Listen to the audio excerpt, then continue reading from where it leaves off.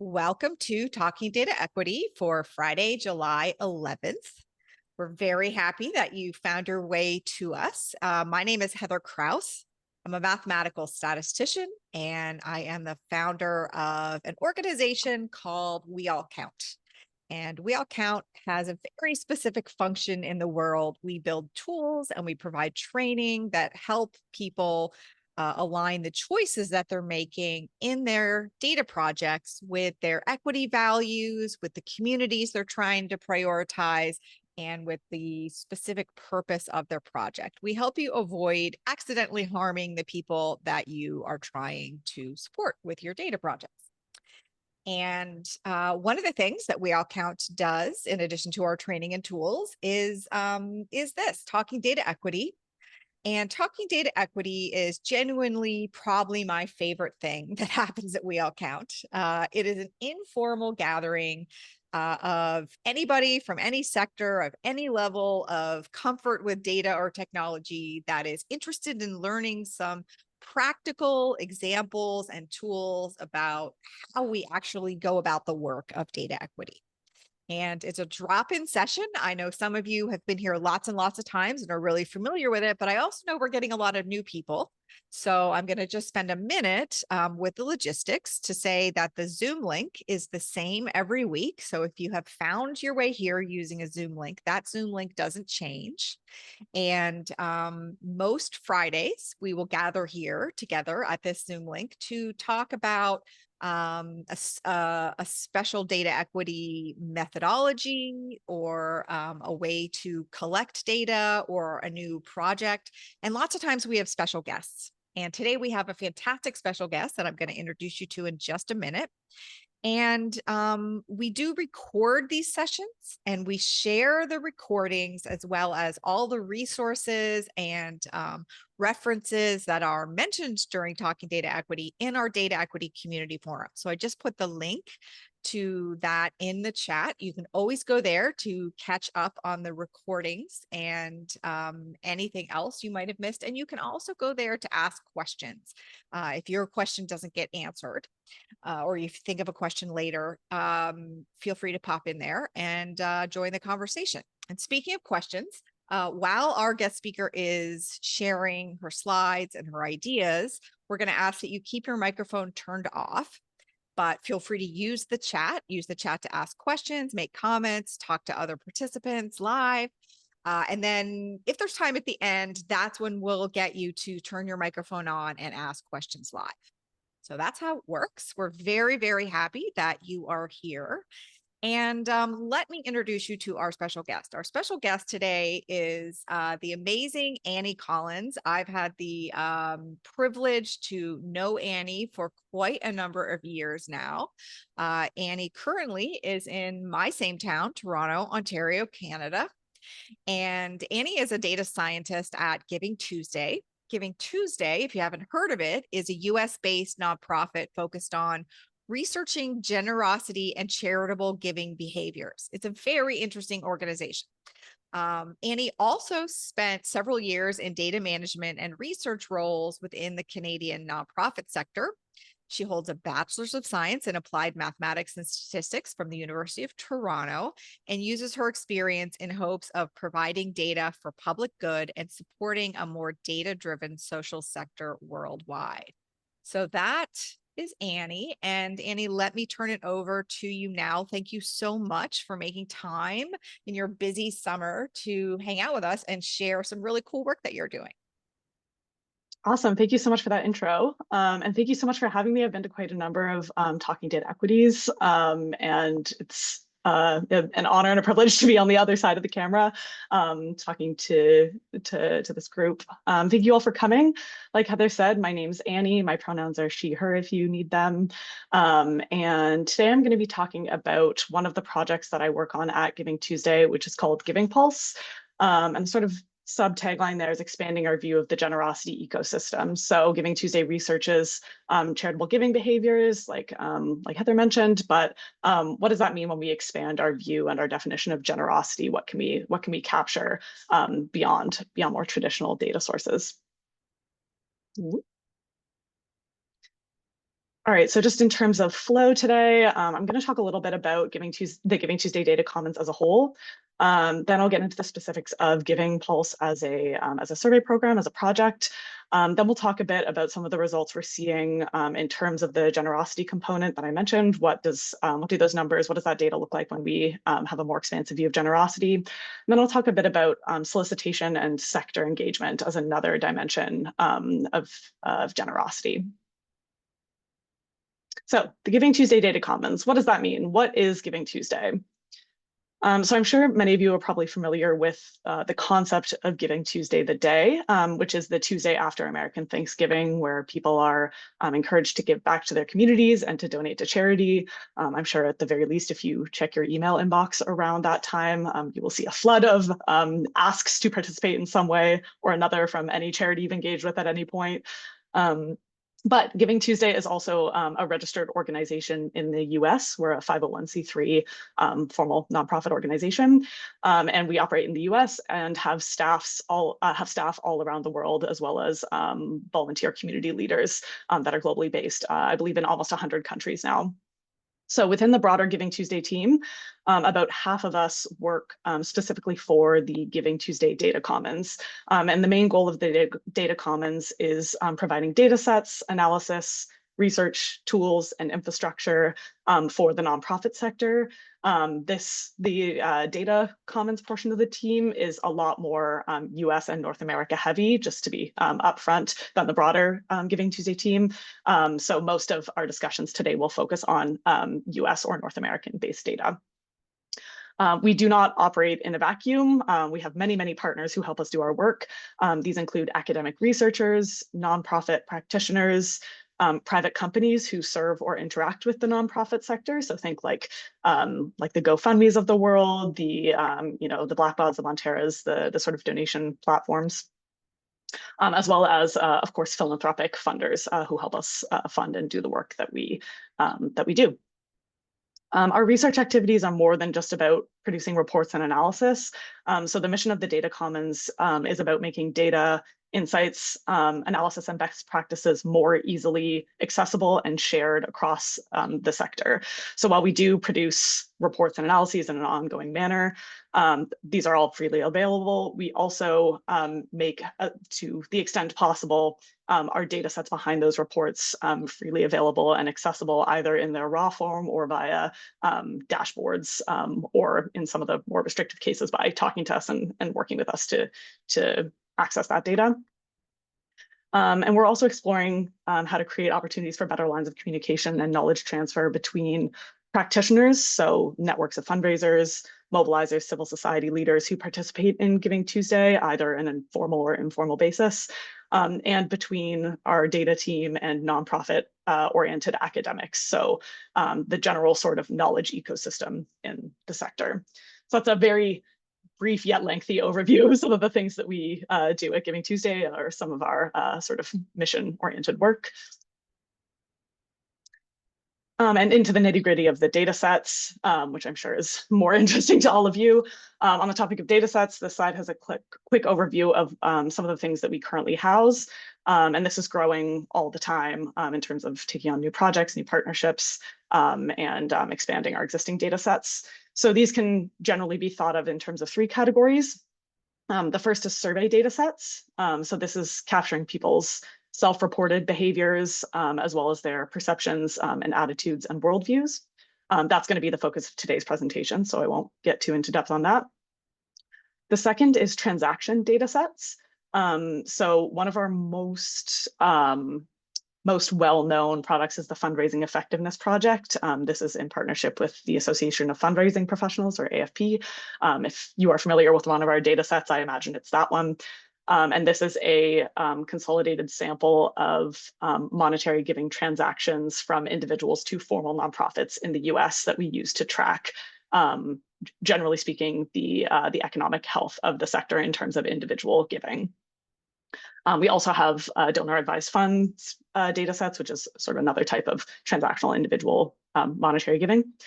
And the third type is administrative data sets. So specifically for us, this is the Form 990 from the Internal Revenue Service in the US.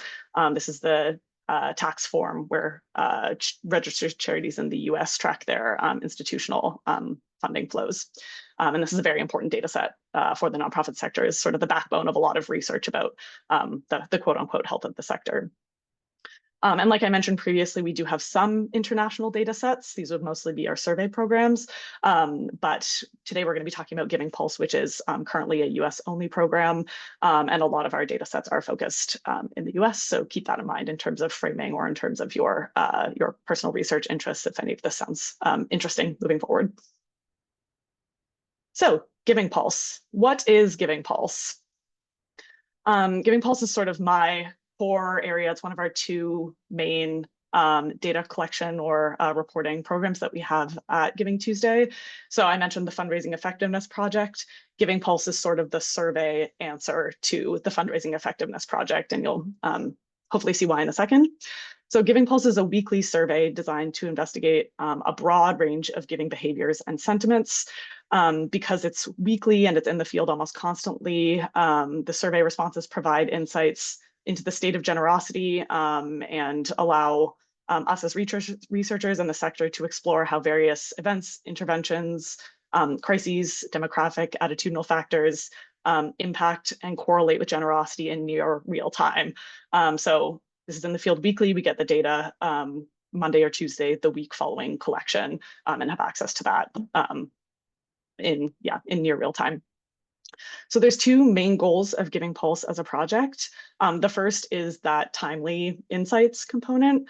So since it's in the field constantly, we, for things like crisis or end of year giving cycles or news cycles or political turmoil, we are able to get a good grasp of what is going on in the survey instrument in response to those basically as it's happening, or, you know, asterisk due to sample size within a sort of a month or so of an intervention or an event.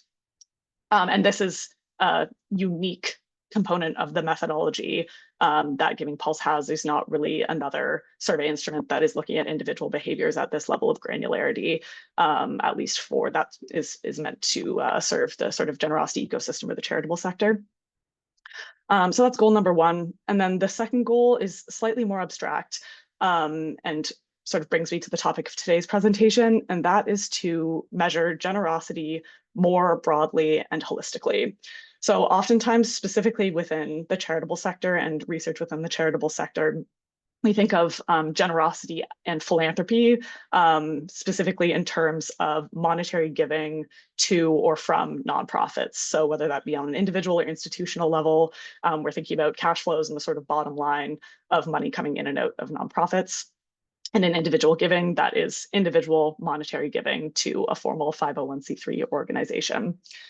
In Giving Pulse, we aim to go beyond this more restrictive view of generosity and to capture a wider range of giving behaviors and civic engagement and participation, and to measure and sort of take inventory of how different types of generosity interact with each other. Other data sources that are similar to Giving Pulse or have influenced the project in some way or another, I'll talk about some of these, or actually one of these in specific more later on in the presentation. But we think about things like the AmeriCorps Civic Engagement and Volunteering Supplement. This is a supplement to the current population survey and measures volunteering and community participation metrics. It's a really important national level data source for understanding volunteering on an annual level in the US. We use the Pew Research political typologies as our sort of framework for understanding political views and understanding differences between left, right, and center worldviews in the US. We don't use self-identified party affiliation. We take a sort of worldview approach when it comes to political leanings, which has been really interesting in our analysis. The American Communities Project, I'll put a pin in because I'll come back to that later. And then finally, we have the Belonging Barometer and the Regional Trust Barometers.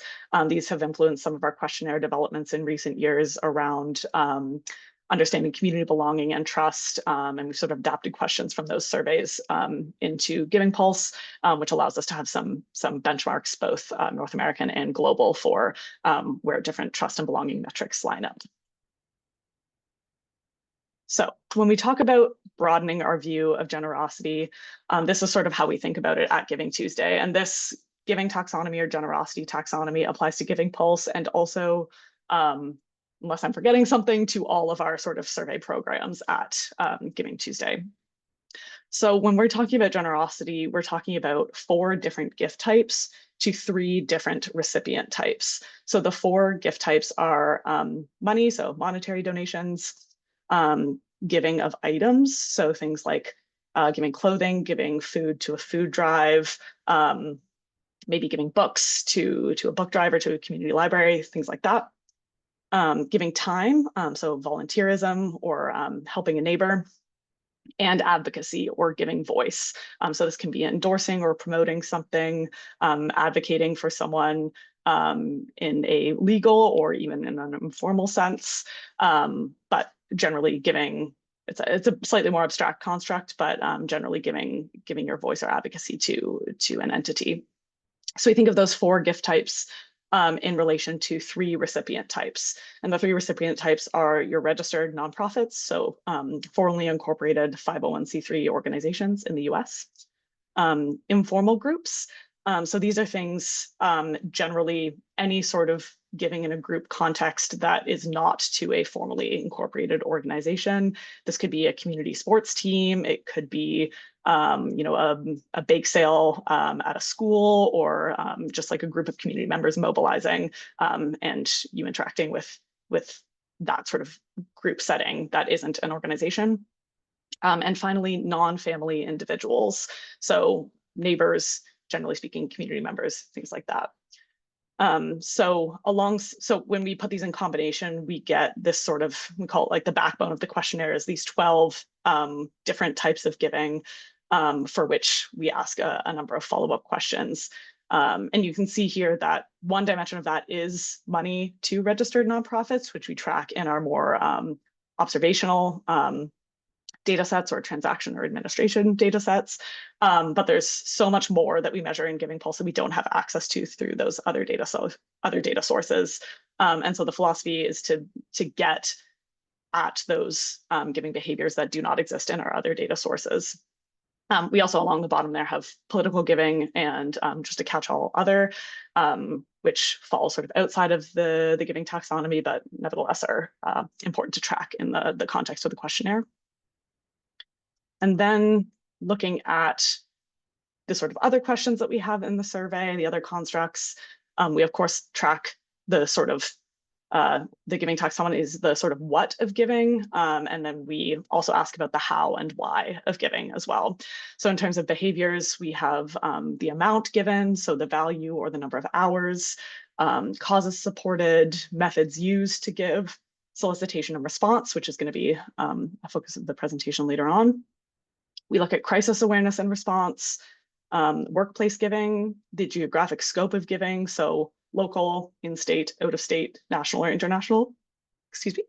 And we also look at activism, which has some overlaps with advocacy, but is also sort of distinct in its behaviors when we get to things like protesting or boycotting or political activism, things like that. Then we get into attitudes, so things like motivation for giving, trust in nonprofits, attitudes towards nonprofits generally speaking, political worldview, so those Pew political typology type questions, and then some things that are related to generosity, but more generally related to civic and community mindedness. So trust in people, community belonging are 2. We also have a composite metric called civic intent that we look at that sort of aims to summarize a lot of these trust, belonging, and depolarization type of sentiments. And then we ask about future giving intentions. So we consider this as an attitude, not a behavior, because it's sort of a proxy for how people are thinking about their current security in terms of their future behaviors. And then we ask a suite of demographic questions, of course, age, sex, geography. So we actually have county level geography going back about a year now, which is great and allows us to bring in things like the American Communities Project typologies and different sort of economic covariates at a county level. We ask about ethnic or racial identity, religiosity, living with children, and employment status. So it's a very hefty questionnaire. But I hope this gives a sort of overview of the different types of constructs or metrics that we explore through the tool. And getting a bit more into the nitty-gritty of the methodology. So the sample composition, the frame for Giving Pulse is 18 to 85-year-olds who have resided in the US for the past 12 months. So agnostic to sort of our definition of Americans here is based on residence, not based on any sort of like citizenship or any other type of construct. We use a quota sampling methodology, and we sample to the age, sex, and US regional distribution per the most recent US Census. And where there's some sort of variations from that distribution, there are some small post-stratification weights that we also use based on those three demographic factors. The sample size for Giving Pulse is about 100 respondents weekly. This is, of course, relatively small, so we are generally computing weekly metrics on a 4-week rolling basis. And then we've also had 2 periods of upsample to 600 respondents weekly, and these were in November and December of 2022 and 2023. So with all of that in mind, the typical annual sample size has been between 5,000 and 10,000, depending on if that upsample is implemented.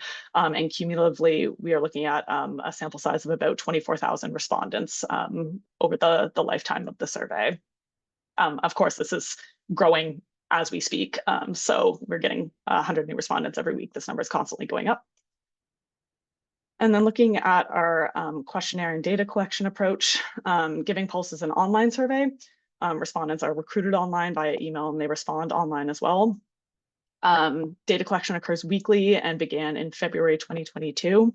However, there are methodology changes occurring basically quarterly to the survey, and there was a large overhaul in the fall of 2022. So the recall period is a pretty key part of this survey design. We ask about people's behaviors in the past 7 days. So with the survey being in the field weekly, asking about a recall period of 7 days, we're getting a pretty good snapshot of a week of Americans' behaviors. But that recall period in February 2022 started out as the past month of behaviors, and that was determined to be a bit too noisy for several reasons, a bit inaccurate in terms of a recall timeframe for a weekly survey, and led to some sort of lag in terms of the way that our indicators ended up being weighted with the sort of rolling computation. So that was updated in the fall of 2022. So we generally speak of the survey starting in September 2022, which means it's been going on for almost 3 years now. Like I mentioned, the questionnaire is reviewed and updated quarterly. We do this to be able to incorporate new metrics that are potentially of interest, generally speaking, or of interest to our research agenda, but we also collaborate with external researchers to sort of prototype questions that they might want to include in their analysis, or that are of interest potentially to trial for another survey tool externally, because one of the benefits of Giving Pulse is that the survey program is quite agile in that we plan to make these updates on a regular basis instead of having to, field a one-time survey that requires months and months of preparation and sort of vetting. So if any of that sounds of interest to you, also happy to discuss that later on in the question period. All right, I'm just gonna check time. Okay, awesome. So generosity breakdown. What does all of this actually look like in numbers when we synthesize it all together? So when we expand our view of generosity beyond just money to registered organizations, we realize that that is actually a very, very small part of what we call the generosity economy or the generosity ecosystem, to move away from more money-oriented language. So we look here, this is the breakdown by gift type. So money, items, and time. Left out advocacy to spare us a 4-way Venn diagram. So forgive me for that, but figure that might be a bit visually affronting. And then we also have the breakdown by recipient type, so that formal registered organizations, unregistered groups, and individuals. And what we see when we look at generosity in this way is that the center of both of those Venn diagrams is one of, if not the largest portion of behaviors that we observe in the survey. So in terms of breakdown by recipient type, almost a third of people give in all three ways that we measure. So they're helping neighbors, they're helping community groups in addition to helping nonprofits.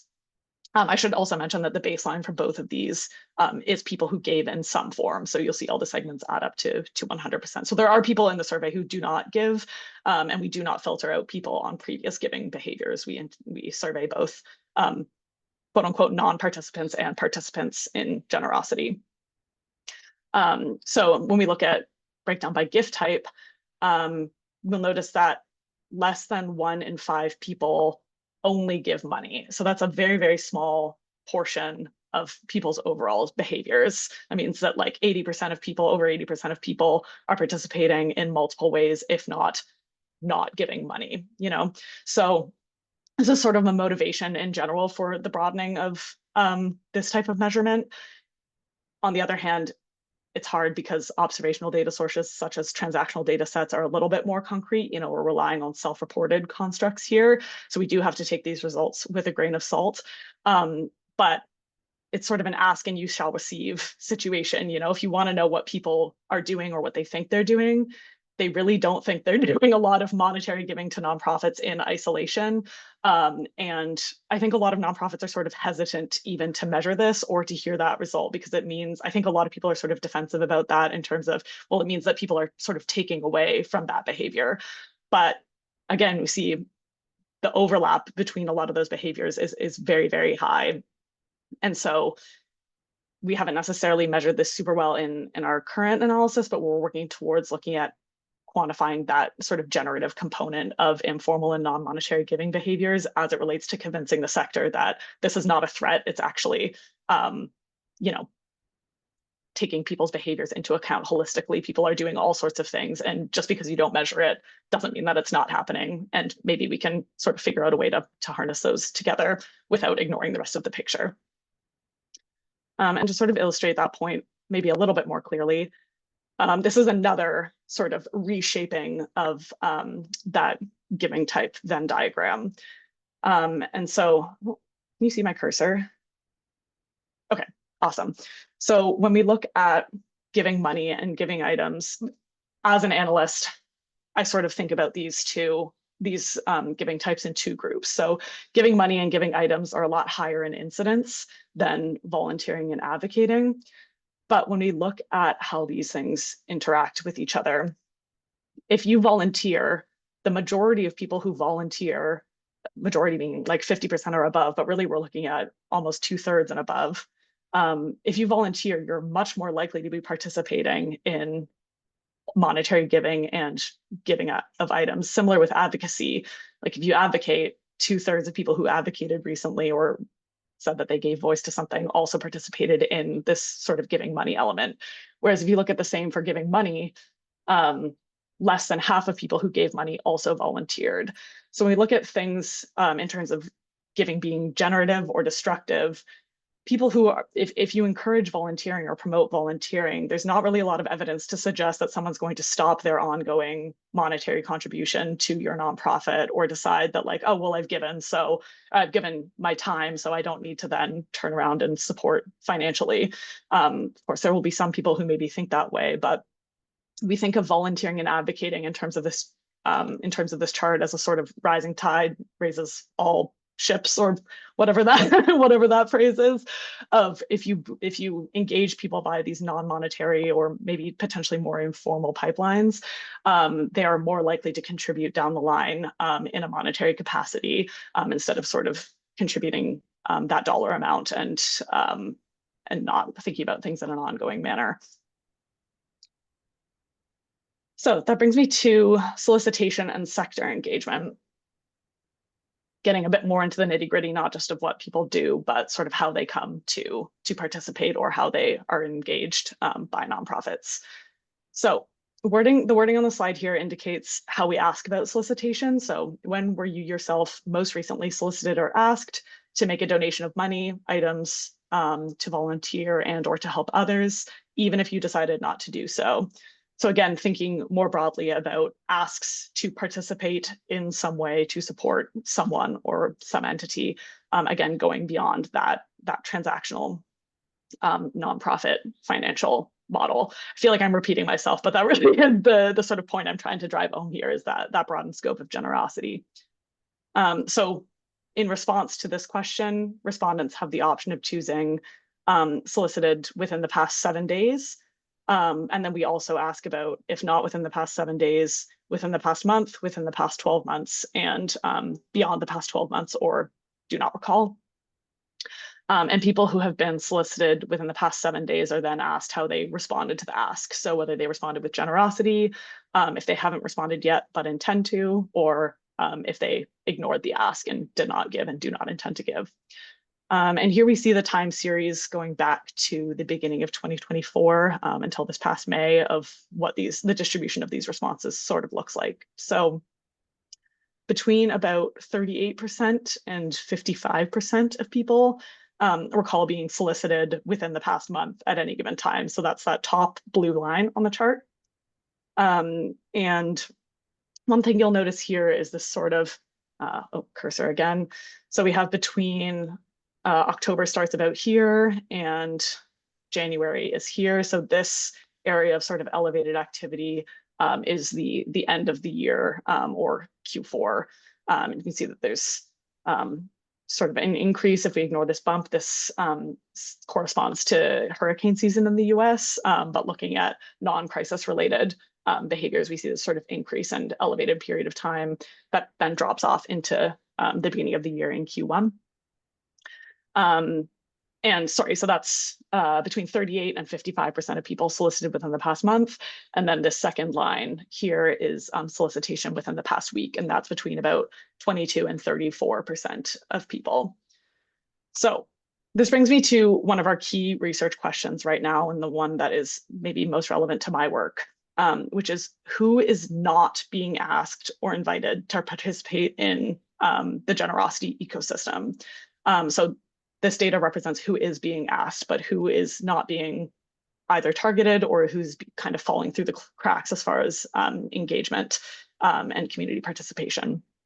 And there's two main reasons why this is important. One is when we talk about fundraising in the nonprofit sector, we see quite strong seasonal trends. So this is only a year of data, but we see that Q4 tends to be an elevated time of activity. And I'm sure if any of you work for nonprofits or work in nonprofit research, you think of that year-end holiday season, Q4 bump, et cetera, whatever you want to call it. But we oftentimes, this generosity is spoken about in terms as if people just kind of like wake up one day in October and like decide that it's time to give. And we kind of ignore a lot of the social conditions that consistently exist in November and December each year that drive this increased engagement. So we have things like Giving Tuesday. We also have, the holiday season. It's also the end of the fiscal year. So there's lots of things that are sort of maybe not directly related to the charitable sector, but having this data is really fine. If you want beans, that's fine too. Sorry, was that a question? No, it wasn't. Go ahead, No, Amy. okay, sorry. Sorry, so in this data, you can see that people do recall being asked at higher rates near the end of the year. So it's not just that people are intrinsically giving without being asked around this time. A lot of charitable sector campaigns are running. We have Giving Tuesday, where people are, as I'm sure you're aware, subject to lots and lots of day of campaigns or campaigns surrounding the day of, where there are direct asks to give to charity. And this is also something that the sector has control over to some extent. So it's not that people are more generous necessarily near the end of the year. It's that you are running your campaign and you are asking people to be more generous around the end of the year, around Giving Tuesday, but also around the holiday season. And so thinking about this in terms of more influence and accountability for what asking might look like around the year and sort of deseasonalizing those trends is an important consideration when we talk about the health of the sector overall. And the second point is that while solicitation by charitable organizations can be very transactional, especially when we talk about donating money. So I don't want to sort of caveat this by saying that it is sometimes or often it can be transactional, and I want to acknowledge that. When we broaden our view of generosity it becomes increasingly important to see who is being actively engaged by organizations in a broad sense. So at the end of the day, organizations are accountable to their donor bases and to their volunteer participants.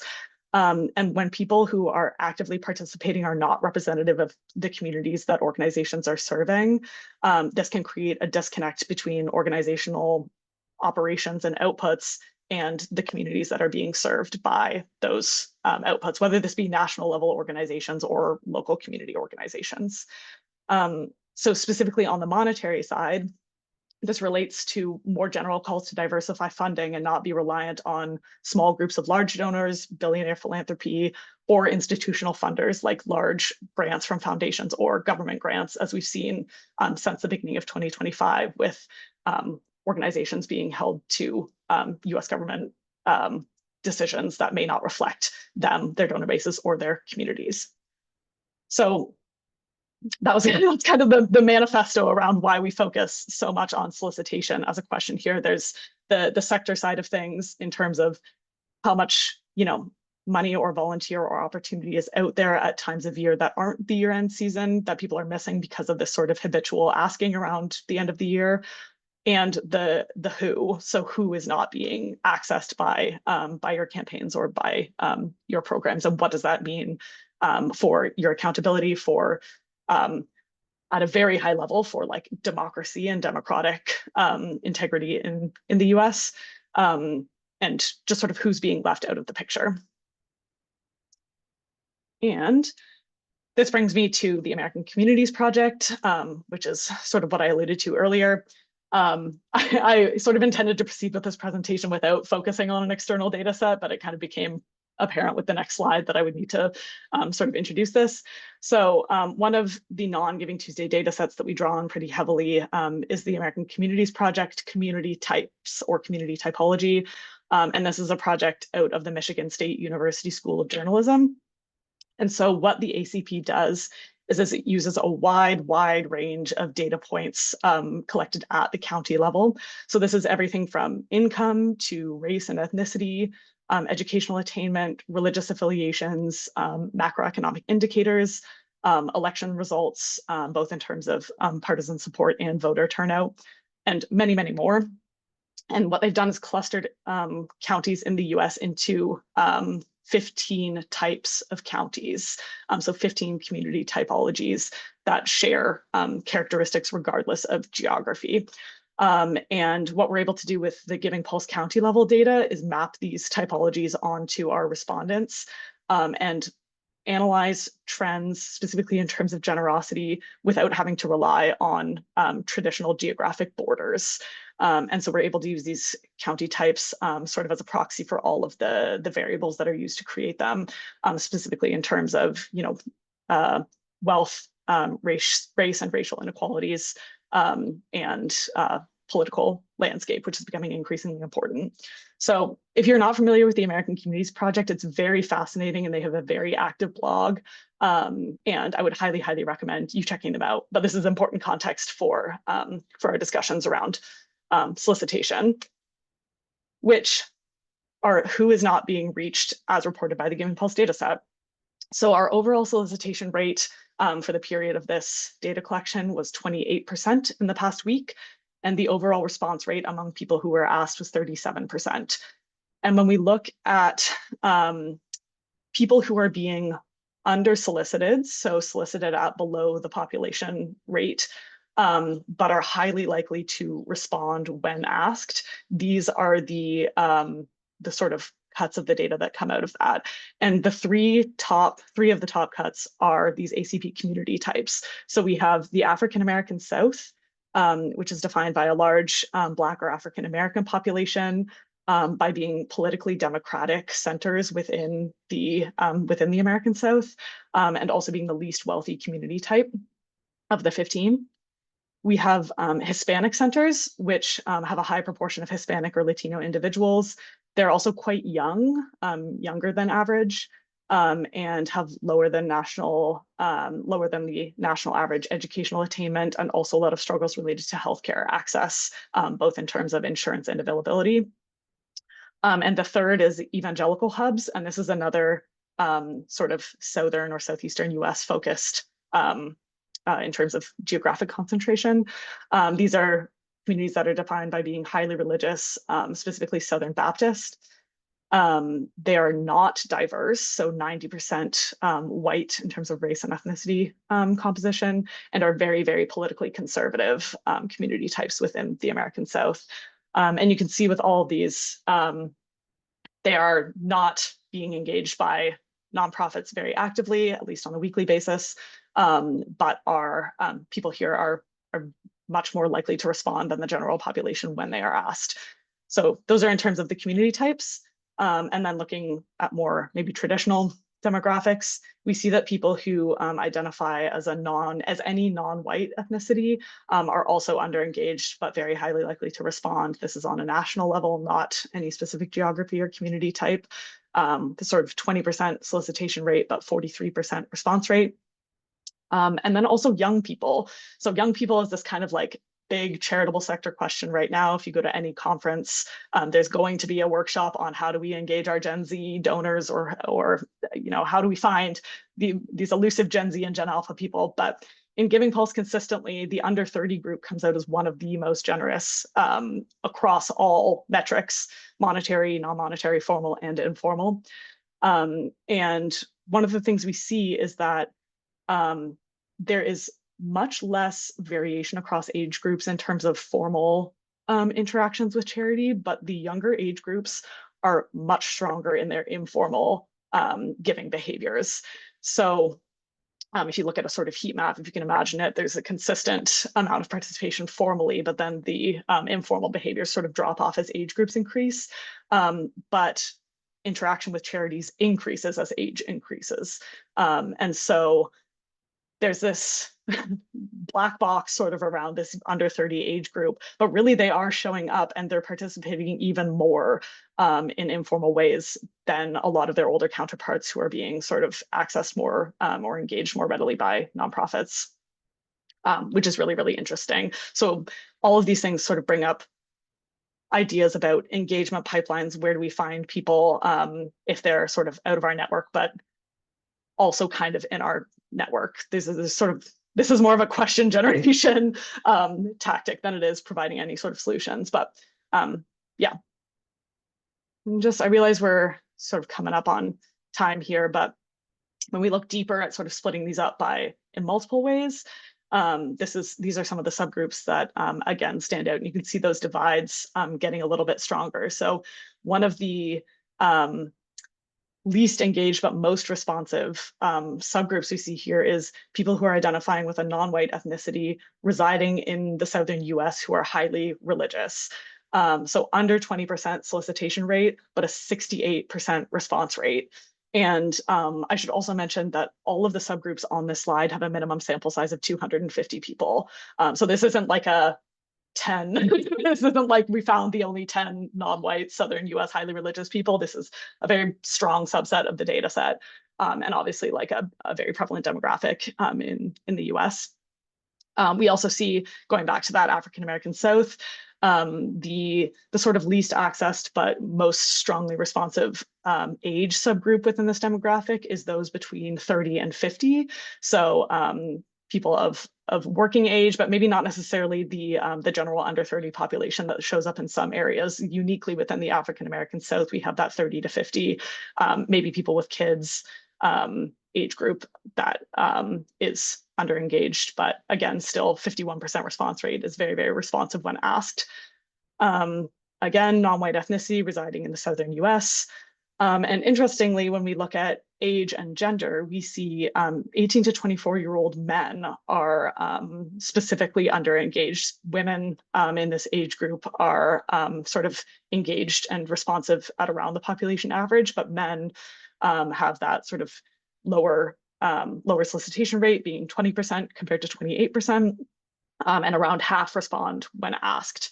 Now, this isn't included here, but there's also, of course, some sort of economic factors here. A lot of young men who are either full-time employed or who have above median income are additionally more responsive, but are slightly have a slightly higher solicitation rate. So there is some economic nuance here that isn't included, but certainly an interesting faction. I don't think a lot of people are thinking of under 24-year-old men as a highly engaged demographic for responding to solicitations. So I also want to note here that the South and the West, which are the geographic areas where those three community types, Hispanic centers, evangelical hubs, and the African American South are centered, these do have some of the lowest density of registered organizations in the US, both per capita and per geographic area. So this isn't necessarily just about the type of people who are engaged and will respond. It's also about general capacity building in the sector. So where people even have access or are able to interact with formal organizations, and also thinking about what types of services might replace those, being potentially churches or religious institutions. And that brings me to engagement pipelines. So what engagement pipelines or people's sort of perceptions around generosity and around community participation. So with this sort of high religiosity segment of people in the data set, and worship or church service attendance rates being some of the highest among the demographics we've discussed here, people are likely participating in lots of ways, but also maybe not conceiving of this as a solicitation type relationship. It might be more of a duty-based relationship, or it might be occurring regularly, and it might be originally unsolicited but is now occurring regularly as sort of a default behavioral pattern. So it also brings into question, are these solicitation rates maybe higher, but we're not asking the question in a way that sort of indicates exactly the way people are interacting with these institutions in their ongoing lives. But then also from the sector perspective, is there a way to meet people where they're at in religious communities, in informal community settings, and as maybe that capacity builds in these geographic areas, how can we access or best serve people in the ways that they're already participating in their communities? So that brings me to the end of my presentation. I want to throw up these QR codes. I also will have a few sort of like links and calls to action slides here that maybe I can circulate a PDF with Heather. But I would highly encourage you, if you're interested in this, to check out our Giving Pulse report, to access our Giving Pulse data. So it's freely available. We just ask you to fill out a sort of Google form to get a login. And if you're a researcher interested in submitting a question to the questionnaire, we also have a form to do so available here and on our website. And of course, please feel free to add me on LinkedIn or reach out via email on the screen here. Would love to chat or put you in contact with whoever can be most helpful. So thank you so much. Thank you so much, Annie. I learned a lot in that presentation, and you could see the floating reactions.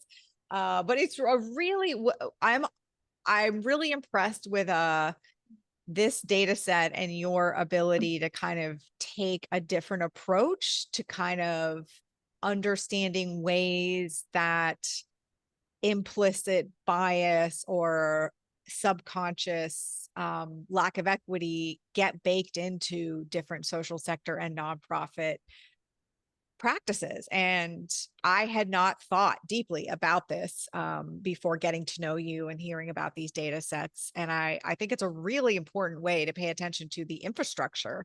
And thank you so much for the presentation and for the deep dive into what you're doing. I really loved it, as did everyone else here. And So thank you so much. Yes, of course. I'll stop sharing. We have a couple of questions in the chat, but as always, I want to give anybody who's in the room an opportunity to turn your microphone on and ask a question live. And to do that, you can either raise your hand using the Zoom emoticons, or if Zoom has an update that makes that confusing to you, you can just turn your microphone on, as we're informal here. So are you in the room and want to ask a question? And while you think about that, I'm going to share the link. We will be sharing Annie's materials and resources in the Data Equity Community Forum, as usual, and the recording. All right. I'll also toss some links in here myself, maybe. Awesome. Great. Okay, so one of the things I want to ask, we have a couple of technical questions, Mhm. and I think one that a few different people asked can be kind of summarized as when you were sharing with us kind of the charts about the solicitation and the response. Can you remind us whether that included explicitly or excluded specifically political giving? Yeah, great point. So it does not include explicitly or exclude explicitly political giving. Um, there have been, so one of the things we think about also that's a bit of a sort of tough question to grapple with in the questionnaire is how much, it's quite a lengthy questionnaire. And so how much do previous questions or responses influence the way you think about subsequent questions, which obviously Right. like survey ordering is, is a question in survey design in general. And there have been times when political giving actually hasn't been asked as one of our giving types that was sort of cycled in on a last minute, like, oh my God, an election is happening. We probably should be asking about this last year. So I do believe it was in the survey for the entirety of the data that I showed. So for the sort of election year of 2024, and it remains in till now. But yeah, there is one of the weaknesses of that question is understanding the link between solicitation and actually what was like drawn or received from that solicitation, because of course it's quite a wide sweeping question that we don't necessarily, we can draw relationships of, people are more likely to give money if they were solicited, more likely to volunteer, but surprise, surprise, it's pretty wide sweeping that those are all very positively correlated, some more than others, but yeah, we can't draw those direct linkages. Yeah. Well, I mean, that's one of the things I really like about this pulse survey is that it's not claiming to be like this perfectly crafted, academic answer to a very specific question. How you said, like, this is more of like a trend monitoring and a question generating survey. And I'm really happy to see your organization investing into that, because there's these questions are very important and researching them is very expensive. And I really like, there's a couple of people in the chat kind of talking about the giving and generosity ecosystem and what it means to different people from different social locations, different financial abilities, different physical abilities, different mental abilities, different time abilities, and how important it is to start broadening those definitions, because as you say, it's really important for democracy and we often forget. Really, really cool. I don't think we have time for any more specific sampling questions, but I know that there are some out there. So again, feel free to put the sampling questions or the technical questions into the chat. My team and me are in the chat most days. And would be happy to get you some answers. And the last thing I'm going to say before you all log off for the weekend is that next week's Talking Data Equity is a tiny bit different. We are having a fireside chat. And the reason we're calling it a fireside chat, we're having two very special guests, Dr. Nicole Bowman, who many of you know, regular attendee here at Talking Data Equity, and Larry Bremner. They do research on lots of things, but they're presenting on a new paper that they have called Indigenous Data Sovereignty, applying it by, with, for, and through Indigenous evaluators. And they're calling their Talking Data Equity a fireside chat because they really wish for you to read the paper before you come. It's a publicly available paper. It's not full of jargon that you're not going to understand or anything like that. So I'm putting the link in the chat. And it's not a requirement. You're allowed to come if you don't have time to read it, but it's different. So I wanted to make sure that I gave you a week's notice. And I really want to elevate the comment in the chat. Before this, I thought Giving Tuesday was only about giving money. Thanks for this important learning. I also thought Giving Tuesday was just a day until I met Annie and realized that they're really thinking deeply about this and taking advantage of some very cool data. So Annie, thank you so much for doing the work that you're doing. And again, being willing to come and spend time with us. This was a really, really useful way to change up my thinking. And I can see that the participants really enjoyed it too. So thanks, Annie.